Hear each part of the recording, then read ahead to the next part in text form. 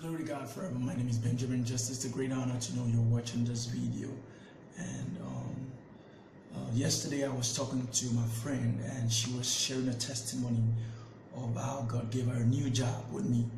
And pre or before she got this job, I remember she called me one time and she was sharing the story of how our previous boss was asking her out and was trying to make passes at her. And then he threatened to make her lose her job if she refused to play the balls. And then she called me after much persecution and enticement by the boss.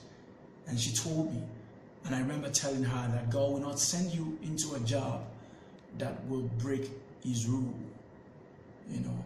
And I remember agreeing with her in prayers, saying that the will of God will be done. Well, eventually she stayed out of that job. She resigned, and she's been home for a couple of weeks. And it's a great temptation for someone who is a breadwinner of the house and who got to pay bills and all. But I kept on telling her something. The grace of God will not take you where His mercy and favor will not sustain you. And she kept holding on to this word. And just yesterday, she called me that she got a new job. Now, I don't know what the temptation is around you right now. I don't know who is throwing passes at you. I don't know who is throwing tantrums at you and making you want to feel like God is not faithful. I want to encourage you that God is right there.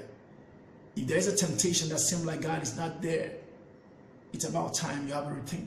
God will not abandon you with your problems. He will not forsake you with your pain. This lady had a chance to either dance with the boss or lose her job. But she told herself, I will never defile myself with a king's meal. It's like the story of Shadrach, Meshach, and Abednego. Remember, the Bible says they threw them into the fiery furnace, but they told themselves, even if God our Father would not save us, yet we will not bow down to the king or defile ourselves with a king's meal.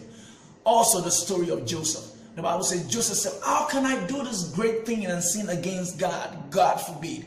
And he threw his clothes out. Why? Because he wanted to keep God's commandment. I want to encourage you.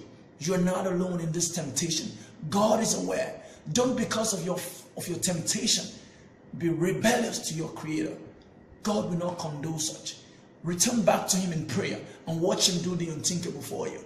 God will never abandon you in your pain. It is not time yet to throw your legs open for that guy or that woman.